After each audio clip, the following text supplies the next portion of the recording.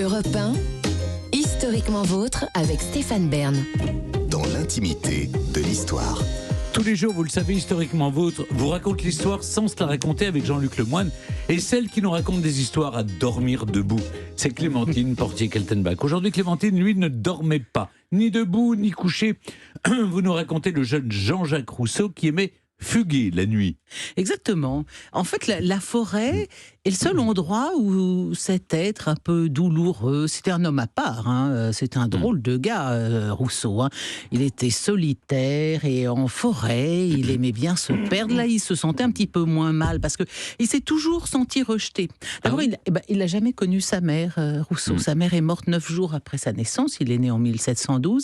Et quand il était petit, son père, qui était horloger à Genève, a dû fuir la ville parce qu'il était impliqué dans une sombre affaire avec un autre horloger, semble-t-il. Alors, et du coup, il se défait de la patate chose. En fait, il laisse son fils à son beau-frère et à son tour, le beau-frère se débarrasse du gamin auprès du pasteur du village de Bosset.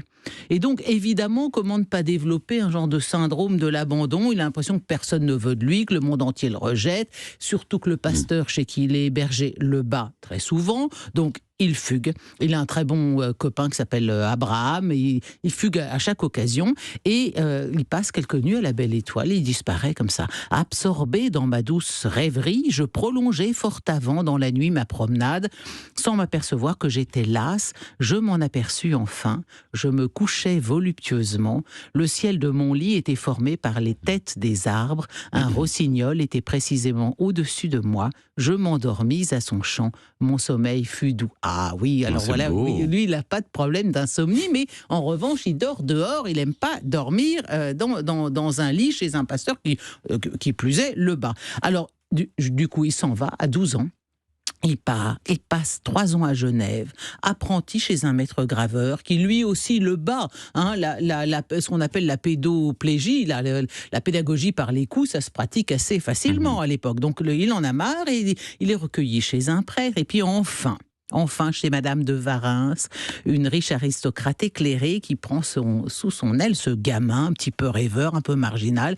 Elle va lui communiquer la passion de l'agriculture et de la botanique. Il aime déjà beaucoup les arbres, ça tombe bien. Et chez elle, ça y est, il découvre en fait ce que c'est que là. Une sorte de sérénité et d'amour d'ailleurs, parce qu'elle a 13 ans de plus que lui, mais elle est une sorte de mère supplétive. Alors il l'appelle maman, et elle le surnomme son petit. Elle va devenir son amant par la suite. Oui. Enfin, pour l'heure, il l'appelle plutôt maman.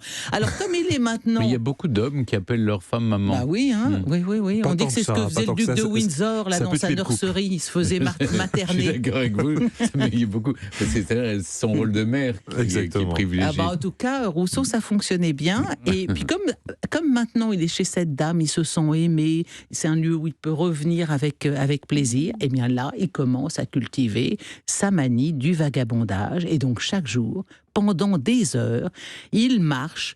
Et il marche dans la forêt, il s'identifie à cette nature immaculée, et sans le savoir, eh bien, Rousseau est en train de créer une sensibilité nouvelle, le romantisme. Eh bien, figurez-vous, jusqu'à 25 ans, il va comme ça. Il ne reste pas forcément chez Madame de Warens, il va errer de gîte en gîte, il est incapable de trouver sa place dans le monde, et donc il va crécher chez des gens qui ont pitié de lui. C'est un genre de SDF dans sa jeunesse, Rousseau. Bon, Madame de Warens, sa bienfaitrice, devient, je vous le disais, sa maîtresse en 1732. Elle essaie quand même un peu de le secouer, de lui dire, dis donc Jean-Jacques, faudrait quand même voir à bosser, faudrait trouver un métier. Elle parlait vraiment comme ça Je pense pas.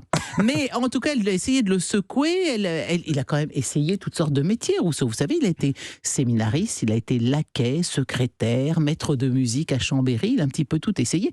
Mais à chaque fois, son manque d'enthousiasme est démasqué, il finit par être chassé par ses employeurs. Il en veut pas, quoi. Il n'a pas l'agnac, Rousseau, pas du tout. Et il continue sans but à passer de longues nuits, à errer dans les rues sombres des petites villes de Haute-Savoie. Et même dans sa quête de plaisir, c'est quand même un type un peu étrange. Il est à la fois il y a quelque chose à la fois innocent et pervers qui déclenche immanquablement le scandale. Telle cette nuit où, rôdant dans une ruelle sombre, il croit malin de se déculotter devant toutes les filles qu'il croise et de leur présenter ses fesses. Hein. Alors, pris sur le fait, il est à deux doigts de se faire lyncher. Vous imaginez Rousseau, le philosophe, en train de se déculotter dans les rues des petits villages de Haute-Savoie. Bon, alors, dans ces cas-là, évidemment, comme il va se réfugier au milieu d'un bois. Et là, il retrouve la compagnie des hêtres et des saules, ses seuls amis, la douce consolation d'une nature vierge et compatissante. Il me semble, dit-il, que sous les ombrages d'une forêt, je suis oublié, libre et paisible, comme si je n'avais plus d'ennemis ou que le feuillage des bois dut me garantir de leurs atteintes, comme il les éloigne de mon souvenir. Il n'est jamais aussi heureux que seul la nuit, quelque part en forêt. En 1756, grâce à son amie Louise d'Épinay, il trouve finalement refuge dans une petite maison qu'il baptise son ermitage. Et je pense évidemment Stéphane connaît déjà ça par cœur. Je ne sais pas si vous y êtes allé à Montmorency, c'est vraiment une visite fort intéressante, c'est un endroit très joli. Et là, Rousseau est aux anges car sa maisonnette a la forêt pour jardin. Parfois, quand il rentre chez lui, il demande à son cocher de s'arrêter pour qu'il puisse caresser les arbres. Je suis sûr qu'en plus, il leur donne un petit prénom. Ah, ça va, Toto. Hein, bon. Alors, c'est Depardieu, là, d'un seul coup. Dans sa correspondance, il écrit cette phrase qui est comme un cri de victoire. La forêt est devenue mon cabinet de travail. On peut bien le comprendre, ça. Le 2 juillet 1778, il meurt subitement à 66 ans. À Ermenonville, où il est mort, le philosophe ami de la nature est inhumé au beau milieu d'une petite île dont le nom aurait comblé ce promeneur solitaire, l'île des Peupliers. Merci beaucoup, Clémentine. Mais il est au Panthéon, hein. Je m'empresse de préciser pour nos auditeurs qu'il l'ignoraient. Avec Voltaire qui est mort la même année. On est allé l'exhumer de son île aux Peupliers. Là, on peut être exhibitionniste et finir au Panthéon. Oui. Exactement. Ça, c'est une bonne nouvelle. Vous voilà. C'est du pantalon au Panthéon. Exactement. Merci Clémentine. Et à suivre, c'est le moment de l'émission. Vous le savez, chers auditeurs, je ne contrôle plus rien, puisque c'est Jean-Luc Lemoyne qui prend la main avec Burn to be Alive.